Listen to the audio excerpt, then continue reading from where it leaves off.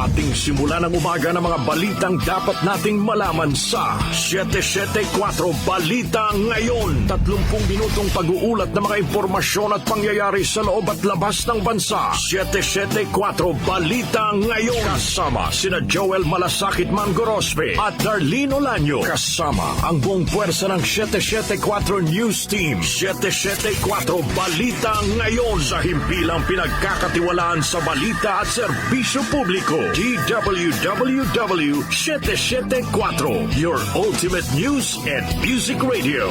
At ngayon, narito ang inyong tagapagbalita. 774 Balita Ngayon. Magandang umaga Luzon, magandang umaga Visayas, magandang umaga Mindanao sa lahat po ng mga nakatutok sa DWWW 774 at sa 107.9 DWHT-FM Dagupan. Mga nakatutok po ngayon sa mobile apps, sa Facebook Live at YouTube.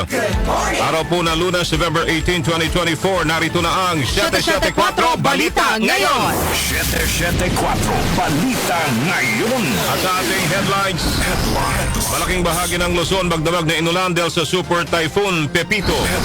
Pasok sa mga tanggapan ng gobyerno at eskwelahan, ipinaubaya na ng Malacanang ang desisyon sa local government units. 750 million pesos na tulong sa mga nasalanta ng Super Typhoon Pepito at mga nagdaang bagyo ibibigay ng gobyerno sa Bicol Region. Presyo ng mga produktong petrolyo sa bansa magro-rollback ngayong linggo. Halos 100 Noche Buena items tataas ang presyo ngayong taon. Mga magagawa sa Region 8 may aasahang maagang pamasko kasunod ng salary adjustment epektibo sa Disyembre.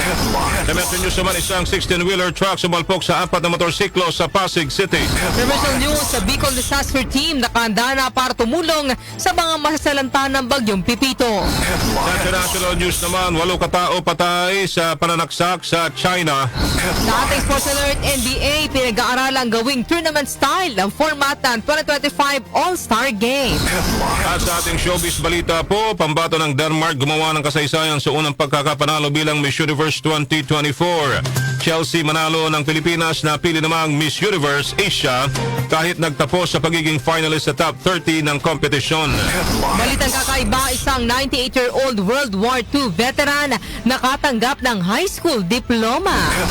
Alas 6:40 ay ulo na ho ng umaga. Kami ho yung mga tagapagbalita, Joel Malasakit Mangorospe. At Darlene Olanyo. At sa detalye ng mga naglalagab live at totoong mga balita. 774 Balita Ngayon. Nagdamag ho na inulan ng malaking bahagi ng Luzon matapos maglandfall ang Super Typhoon Pepito sa lalawigan ng Aurora. Kahapon ng alas 3:20 ng hapon nag-ikalawang landfall ang bagyo sa Dipakulaw, Aurora. Una itong tumama sa kalupaan sa Panganiban, Catanduanes yung Sabado alas 9:40 ng gabi at kagad namang itinaas sa signal number 5 ang alerto sa lalawigan kabilang ang isang bayan sa Camarines Sur. Batay po sa latest 5 a.m. weather bulletin ngayong Lunes ng Pag-asa, humina po ang Typhoon Pepito na ayon sa Pag-asa ay patuloy nakikilos sa hilagang kanlurang bahagi ng West Philippine Sea. Sa 5 a.m. November 18, 2024 weather bulletin ng Pag-asa nakasaad ng huling namataan ng sentro ng bagyo sa layong 155 kilometers kanluran ng Sinait, Ilocos Sur. Kumikilos po ang bagyo sa bilis na 30 kilometers per hour. Taglay ang pinakamalakas na hangin na aabot sa 130 kilometers per hour. Malapit sa gitna at pagbugsong aabot naman sa 160 kilometers per hour. Ayon po sa Pag-asa, patuloy nakikilos ang Typhoon Pepito pahilagang kanluran sa West Philippine Sea hanggang sa lumabas ng Philippine Area of Responsibility ngayong umaga o mamayang tanghali. Sa kabila ng panghina ng bagyong Pepito, may nakataas pa ring gale warning sa katubigang bahagi ng Northern Luzon at sa western seaboard ng Central Luzon. May nakataas pa ring tropical cyclone wind signal number sa ilang bahagi ng Luzon kaugnay sa Typhoon Pepito. Signal number 3 sa northern at western portion ng Ilocos Sur, northwestern portion ng La Union at sa western portion ng Abra. Nakasailalim din naman sa signal number 2 ang Ilocos Norte, nalalabing bahagi ng Ilocos Sur, nalalabing bahagi ng La Union, Pangasinan, nalalabing bahagi ng Abra, western portion ng Mountain Province, Benguet at sa northern portion ng Zambales. Signal number 1 naman sa Apayao, Kalinga, nalalabing bahagi ng Mountain Province, Ifugao, western portion ng Cagayan, Nueva Vizcaya, northern at central portion ng Nueva Ecija at sa central portion ng Zambales.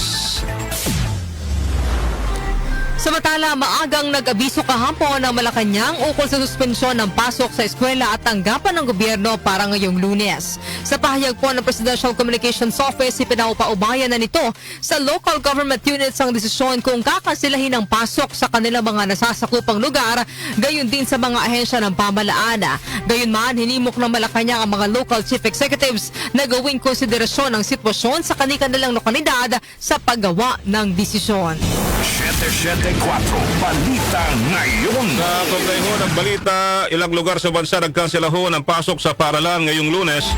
Wala na hong pasok sa lahat ng antas sa pampubliko at pribadong paaralan sa mga sumusunod na lugar. Makinig tayo mabuti sa National Capital Region, Caloocan, Las Piñas, Malabon, Mandaluyong, Manila, Marikina City, Muntinlupa, kabilang ang ALS, Navotas, Parañaque, Pasay, kabilang ang ALS, Pasig City, Pateros, Quezon City, San Juan City, Valenzuela City. Region 1, Ilocos Region, Ilocos Sur, kabilang din ang pasok sa mga pampublikong tanggapan maliban sa mga in-charge sa Disaster Response Health at Security. Ganon din sa La Union, maliban sa mga in-charge sa Disaster Response Health at Security. Pangasinan, kabilang din ang pasok sa mga pampublikong tanggapan maliban sa mga in-charge sa Disaster Response Health at Security. Dagupan City, wala rin ang pasok sa Region 2, Cagayan Valley, sa Cagayan, Tuguegarao City. Shift to alternative learning modalities. Isabela, Benito, Soliven, kabilang din ang pasok sa mga pribado at pampublikong tanggapan maliban sa mga in-charge sa Disaster Response Health at Security. Itchaga, Ilagan City, Rojas, no face-to-face classes. Nueva Vizcaya, kabilang din ang pasok sa mga tanggapan ng gobyerno maliban sa mga in-charge sa Disaster Response Health at Security. Quirino, Nagtipunan, kabilang din ho ang mga pasok sa mga lokal na tanggapan ng gobyerno maliban sa mga in-charge sa Disaster Response Health at Security. Sa Region 3 naman, Aurora, kabilang na dyan ang pasok sa mga pampublikong tanggapan maliban ho sa mga in-charge sa Disaster Response Health at Security. Bataan, shift to online classes or modular distance learning. Sa Bulacan, makinig ho kayo mabuti, Bulacan, Balagtas, Baliwag. Ang Baliwag, shift to online classes or modular distance learning. Bulacan, Bustos, kabilang ang ALS. Kalumpit, Malolos, Marilao, Maykawayan, Norsagaray, wala hong pasok. Obando, wala hong pasok. Pandi, walang pasok. Plaridel, walang pasok. San Miguel, San Rafael, Santa Maria, Bulacan, shift to modular distance learning. Ang Nueva Ecija naman, kabilang din ang pasok sa mga tanggapan ng gobyerno maliban po sa mga in-charge sa Disaster Response Health at Security. Sa Pampanga ho, ito kabilang sa ALS, Arayat, ang Bacolor, shift to ALS o ALM. Guagua, Pampanga, shift to online classes. Lubao, shift to alternative learning modalities. Babalacad City, no face-to-face classes. Minalin, shift to alternative learning modalities. San Fernando, Pampanga, shift to alternative learning modalities. Walang pasok ko yan ha. San Simon, no face-to-face classes. Angela City, shift to alternative learning modalities. Ang Tarlac po, kabilang din ang pasok sa mga tanggapan ng gobyerno maliban ho sa mga in-charge sa Disaster Response Health at Security. Sambales, nandiyan ang Botolan. Sa iba, kabilang ang ALS. Palawig, kabilang ho dyan ang ALS at saka Subic. Sa Region 4A, Batangas, sa Agoncillo, Balete, Calatagan, Lian. Sa Lian po, kabilang ang pasok sa mga lokal na tanggapan ng pamahalaan. Lipa, shift to modular. Mabini, shift to modular. San Juan, kabilang din ang pasok sa mga lokal na tanggapan. Taal, shift to modular. Tanawan, shift to ALM. Taysan, alright. Sa Cavite, Laguna, wala rin hong pasok. Wala rin pong pasok sa Calawag, Candelaria, kabilang pong Alternative Learning System, Dolores, Infanta, Lopez, Mulanay, Perez, Pitogo, Polillo, Tagkawayan sa Quezon. Sa Rizal naman po, shift to modular distance learning sa Baras.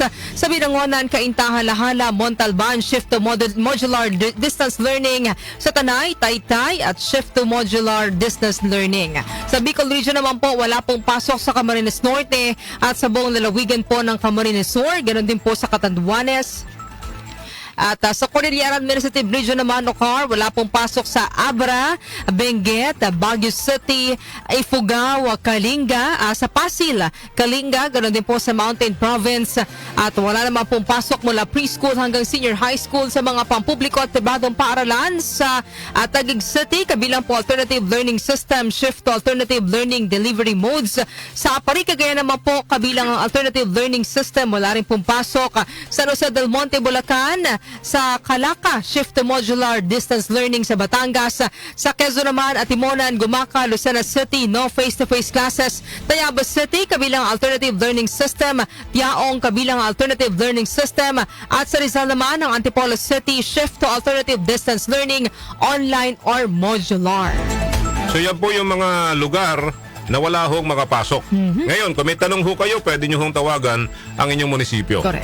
Para sa ganun, mas malinaw ho sa inyo ang mga balita. So halos lahat no? Wala na hong pasok.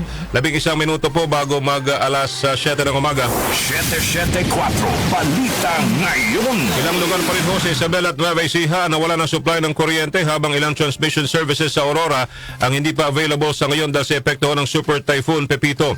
Base po sa abiso ng National Grid Corporation of the Philippines kahapon ng alas 5 ng hapon, may partial transmission services na naiulat sa kabila ng Iselco 1 na sakop po ang Kawayan City, ang Gadanan, Cabanatuan at Luna sa Isabela. Naitala rin ho ang partial transmission services ng Nico 2 sa Area 2 nito na sakop naman ng Natividad, Llanera, Palayan, Rizal, Gabaldon, Laur, Bungabon at Talavera sa Nueva Ecija.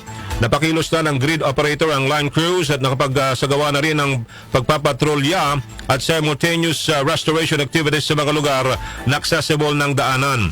Wala namang kuryente sa transmission services ng Aurelco na nagsiservisyo po sa Dingalan, San Luis, Maria, Aurora, Baler at Dipaculao sa Aurora. 774 Balita Ngayon.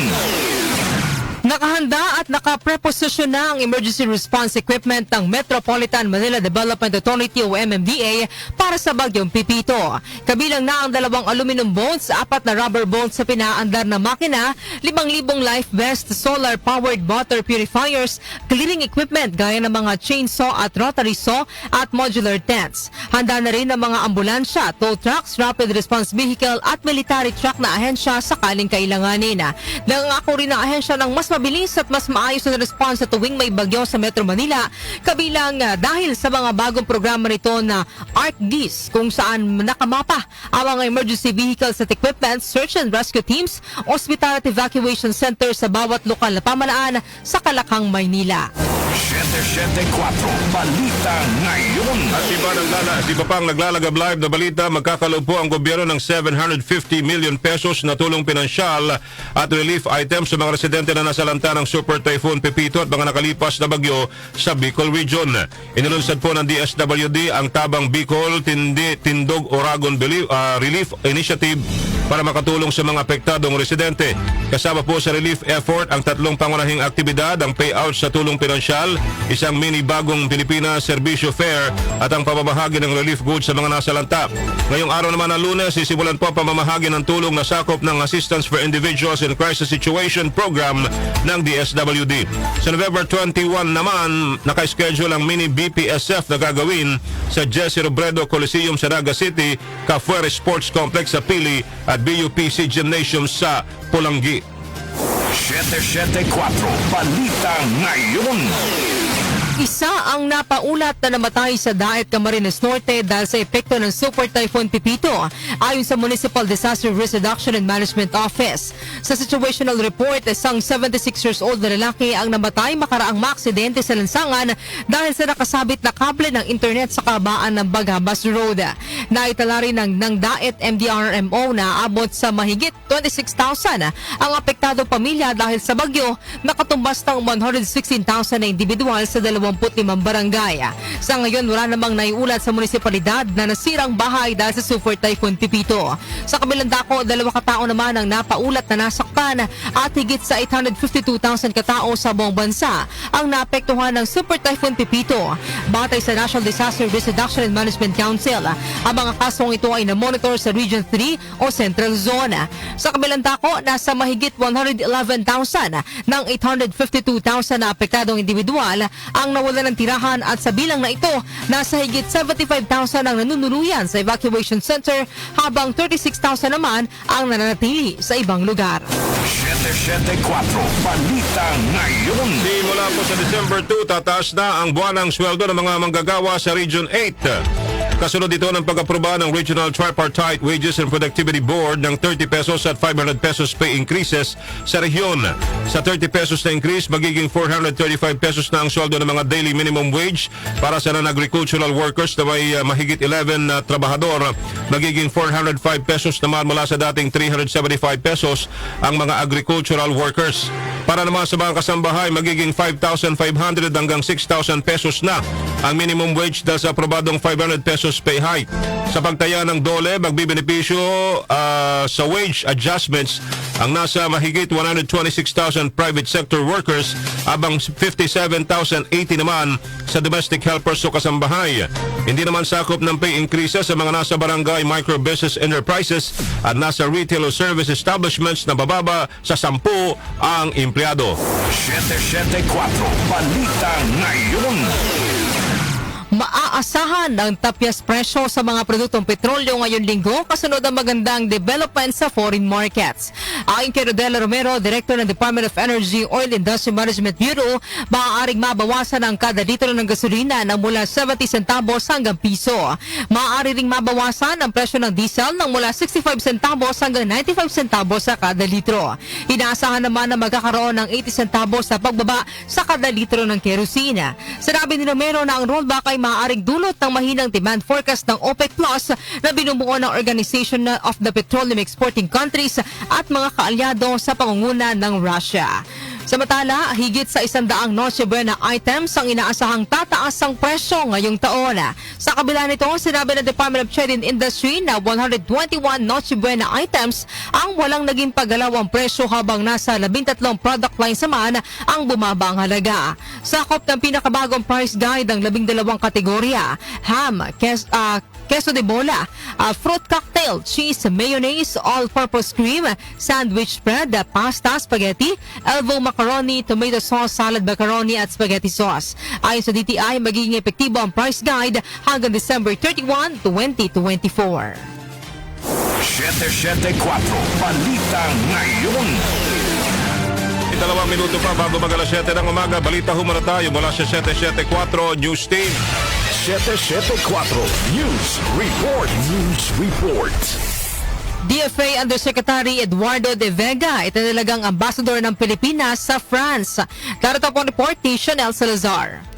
Itinalaga ni Pangulong Ferdinand Marcos Jr. si Department of Foreign Affairs Undersecretary Eduardo De Vega bilang ambassador ng Pilipinas sa France. Bukod sa French Republic ay magkakaroon din ng jurisdiction si De Vega sa Monaco. Samantala, itinalaga din ng Pangulo bilang ambassador to Sweden na may jurisdiction sa Latvia si Patrick Chuasoto, habang magiging ambassador to Indonesia naman si Christopher Montenegro. Muli ring itinalaga si Leonard Cleofas bilang administrator ng Metropolitan Water Works and Sewerage System. May mga bagong opisyal ding iniluklok ang Pangulo sa Department of Agrarian Reform, Department of Agriculture, Department of Education, Department of Environment and Natural Resources, DPWH, DTI, TESDA, Land Transportation Office, Commission on Human Rights, Subic Bay Metropolitan Authority at Office of the President.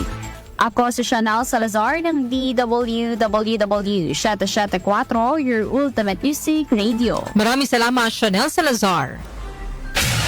774 News Report. News Report. Kalamidad, Calamity Fund, pinalakas pa sa ilalim ng 2025 National Budget. Ang balita naman hatid ni Conde Bata. Conde. Palalakasin sa ilalim ng 2025 National Budget ang Calamity Fund para magdala ng mabilis at napapanahong tulong sa mga komunidad, lalo na ngayon nakakaranas ang bansa ng sunod-sunod na bagyo.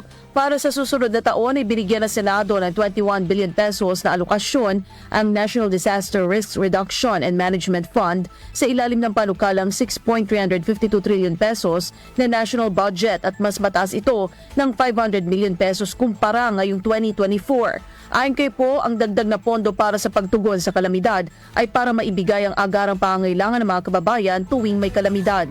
Sinabi ni Po na kapag mayroong resources ang isang komunidad ay makakaresponde sila agad at makakapagligtas ng maraming buhay.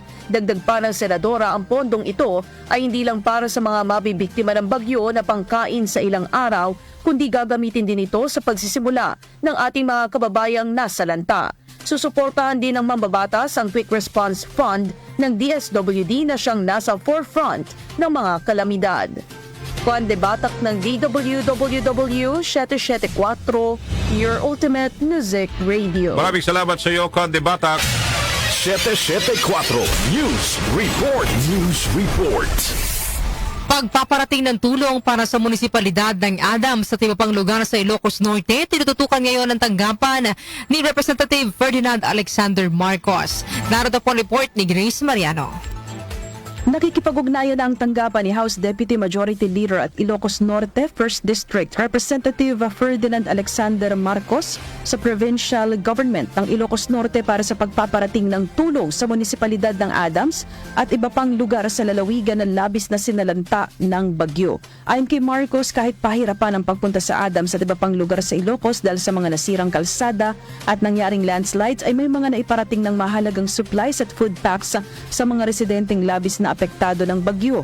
Nakikipag-ugnayan na rin ang tanggapan ni Marcos sa Department of Public Works and Highways, katuwang ang mga pribadong contractors para sa clearing ng mga lansangan. Binagit ni Marcos na pagkakalooban din ng mga apektadong pamilya ng mga materyales para sa pagpapaayos ng kanilang mga tahanan na napinsala ng bagyo. Bukod dito ay nakikipag-ugnayan na rin ang tanggapan ni Marcos sa Department of Labor and Employment para naman maisailalim sa tupad program ang mga biktima ng kalamidad sa Ilocos Norte. Ito si Grace Mariano para sa DWWW 774, Your Ultimate Music Radio. Maraming salamat, Grace Mariano. 774 News Report. News Report. OCD, tiniyak ang agarang pagtugon sa mga biktima ng bagyong Pepito. Narito naman ang balita mula kay Angel Garcia. Angel. Siniguro ng Office of Civil Defense sa agarang pagtugon sa pangailangan ng mga pamilyang naapektuhan ng Super Typhoon Pepito. Ayon kay OCD, OIC Assistant Secretary for Operations Cesar Idio, bibigyan nila ng prioridad ang relief efforts tulad ng pamamahagi ng shelter materials, family food packs at power restoration sa Region 5, partikular na sa Catanduanes na isa sa mga hinagupit ni Pepito. 11 sa 16 na munisipalidad ang lapis na naapektuhan kung saan naging pahirapan ang komunikasyon kaya malaking hamon aniya ang relief operation sa probinsya. Tatagal lamang kasi ng 2 araw ang kasalukuyang family food packs sa Catanduanes. Sinabi pa ni Idio na magsusupply ang DSWD ng 10,000 family food packs sa Cebu, depende na aniya sa lagay ng panahon. Nakahanda na rin ang air assets ang pamahalaan para sa agarang pagpapadala ng mga supply. Samantala, sinabi naman ni OCD Administrator Undersecretary Ariel Pomoseno na susubukan bumiyahe ngayong araw na emergency response team ng Department of Energy para sa pagbabalik ng kuryente sa Catanduanes. Patuloy din ani nakikipagtulungan ang OCD sa mga lokal na pamahalaan upang matiyak ang maayos sa pamamahagi ng tulong para sa tuloy pagbangon ng rehiyon mula sa kalamidad. Angel Garcia ng DWWW 774, Your Ultimate Music Radio. Maraming salamat sa iyo, Angel Garcia. 774 News Report. News Report. 3 minuto po makalipas ang alas 7 ng umaga. Kami pa rin po yung mga tagapagbalita. Ako po si Joel Malasakit, Margo Rospe. At baka naman po si Darlene Olanyo. At si iba pa naglalagab live at totoong mga balita. Metro News. Metro News. Nakakalungkot ang balita, mga kanyusik, kasama isang 4 na taong gulang na lalaki sa 4 katao na namatay. Makaraang masagasaan po ng isang 16-wheeler truck ang 4 na motorsiklo sa may kanto ng Ortigas Avenue at Lanuza Avenue kahapon na madaling araw. Magkakapamilya, 3 sa 4 na biktima habang ang isa naman ay driver ng isa pang motorsiklo. Ayon po sa Pasig City Police, ang 2 pang biktima sa pangyayari ay nagtamo ng bali sa kamay at ribs at kasalukuyang sumasailalim sa gamutan. May isa pang motorcycle rider na nasaktan din sa insidente ang nakalabas na ng ospital. Batay sa inisyal na investigasyon, nawala ng brake ang truck kaya lumiko ito sa pakanan dahilan para masagasaan ang mga motorsiklo sa harapan nito bago tuluyang tumumba patagilid ho sa lansangan. Naharap ang truck driver sa kasong reckless imprudence resulting in multiple homicides, multiple serious injuries at multiple damage to property. Metro News. Metro News. Opisyal nang inilunsad na Pag-ibig Fund ang online shopping of properties nito na Pag-ibig Acquired Assets Online Public Auction o OPA noong November 15. Layo ng OPA na makapamili ang mga nagnanais na bumili ng bahay sa properties na ahensya at makapagsumite sila ng bids gamit ang online platform.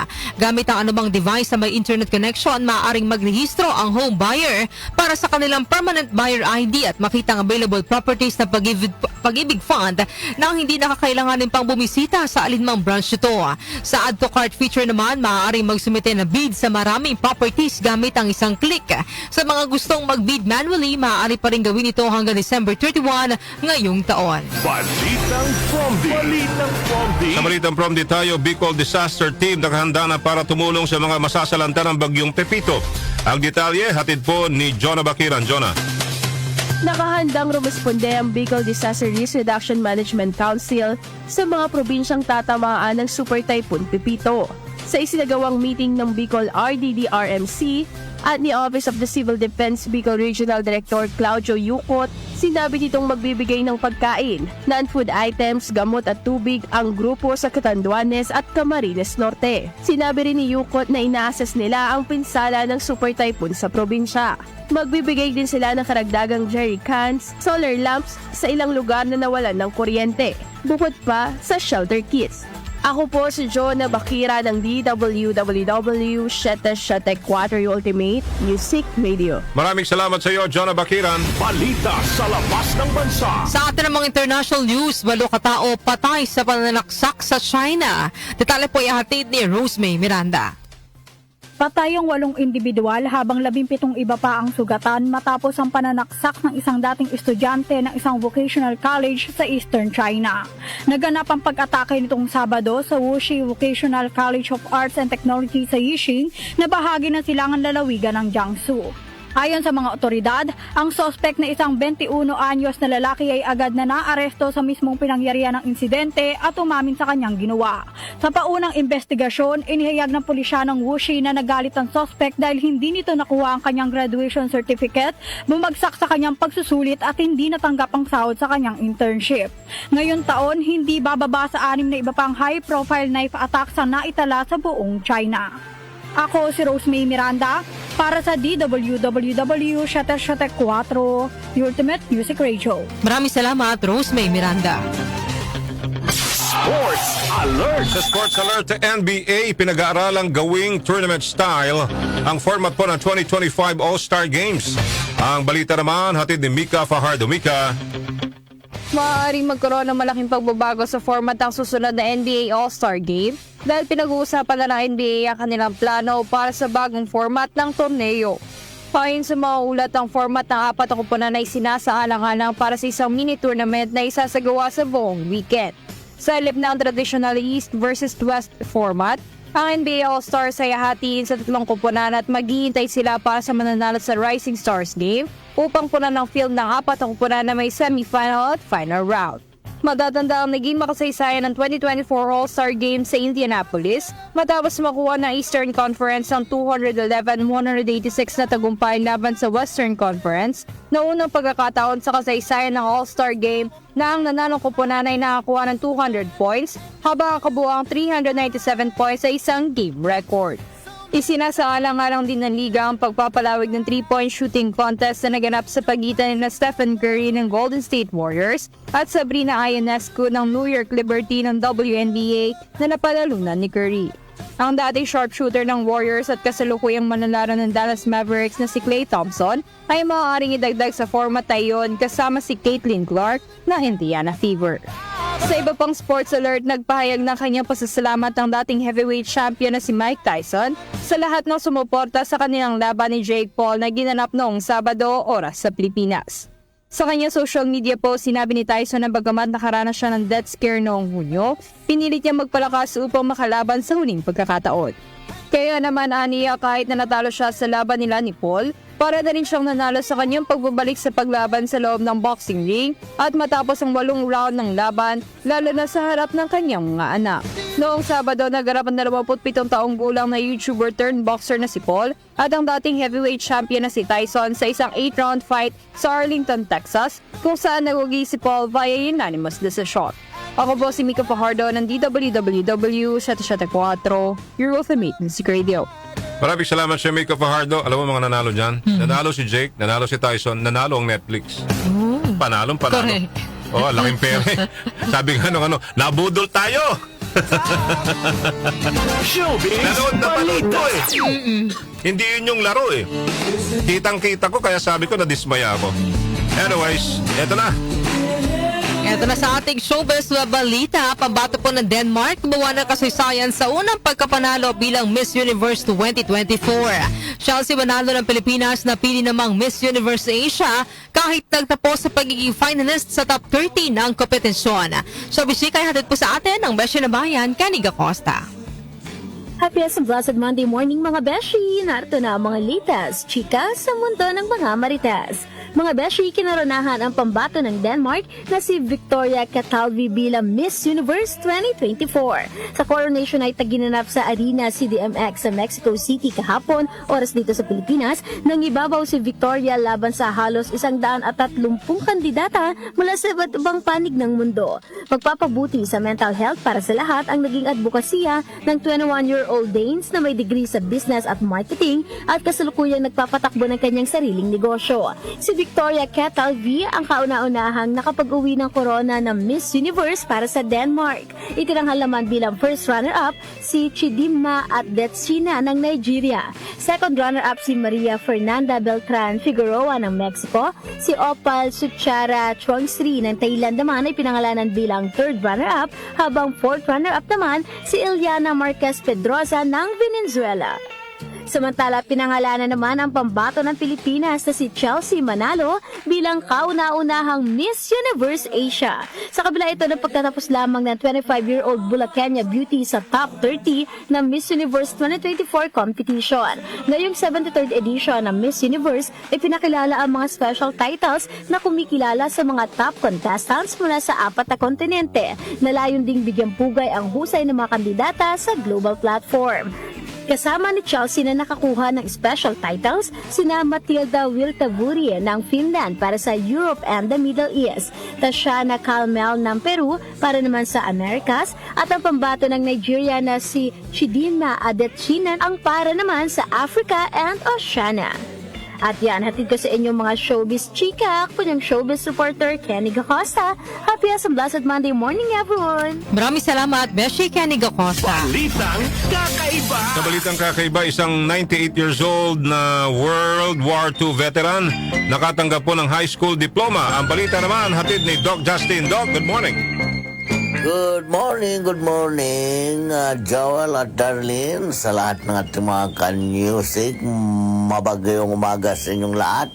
Ingat-ingat pa rin tayo kay Pipito. Narito muna ang ating balitang kakaiba ngayon. Nakaka-inspire ito dahil rin sa tinatawag na educational attainment knows no boundaries and no age requirements.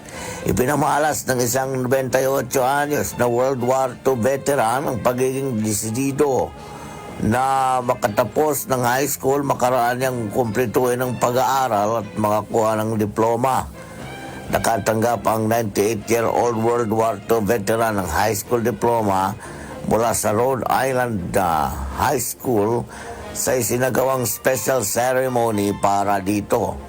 Ang World War II veteran ay kinalalang si Anthony Simeon na tumigil sa pag-aaral sa edad na 16 upang masuportahan ang kanyang pamilya, at saka nagpa-enlist sa US Army upang makipaglaban sa World War II sa edad na 17. Isa si Simeon na nakipaglaban sa Battle of Bulge at nakatanggap ng General Educational Development matapos magbalik sa US. Ngayon, isa na siyang ganap na high school graduate dahil sa diplomang ibinigay ng Cranston High School East.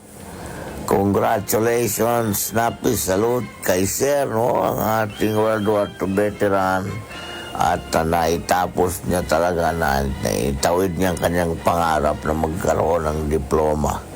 So sa ganitong balitang kakaiba, lagi nang bumabalik yung usaping diploma o diskarte. So at least, di ba? May mga pagkakataon na kailangang diskarte ang pairalin at mayroon ding pagkakataon na kailangan mo rin ang diploma para mapagana ang diskarte. Nga? Pero hindi talaga assurance yan na kung may diploma ka, nakapagtapos ka, maging successful ka. Kung walang diskarte, wala pa rin asenso. Kailangan tandem yung dalawang yan, samahan ng tinatawag na sipag, tiyaga, determinasyon at pagdarasal. Swak na sak, mararating mo ang iyong pangarap sa buhay. Yan ang ating balitang kakaiba ngayong araw na isang Lunes. Ako si Doc Justin, just out na ako. Thank you. Ba't ganun yung boses niya ngayon? Maraming salamat, Dog Justin, at just out na po siya, mga kanyusig. Once again, ha, ang ating pong katanungan sa ating araw na ito. Opo, topic po natin for today. Kayo ba ay satisfied sa preparasyon ng pamalaan sa banta po ng Super Typhoon Pepito? At syempre, meron po tayo mamaya yung ating dahu, ang misteryosong boses na ito. Munti ko nang na-play kanina, partner. Hindi ko alam kung yun ha, pero hindi yata. Hindi naman siguro. Hindi ko na-play, no? Hindi ko na-play. Sorry, hindi ko na-play. Hindi narinig. Oh, ayan. Text nyo na ho ngayon ang inyong buong pangalan, ang inyong address at ang cellphone number po ninyo sa 0929321873. Baka kayo na ho ang matawagan sa ating raffle mamaya, ha? Okay, alas 7:17 ng umaga. Maraming salamat po sa inyong lahat, mga kanyusik. At ito po ang inyong mga tagapagbalita, Joel Gorospe. At Darlit, ulan niyo po. At sumayin nyo ang mga naglalagab live. At totoo mga balita ngayong araw po ng Martes. Lunas pala, sorry. November 18, 2024. Dito po sa 774 Balita Ngayon. 774 Balita Ngayon.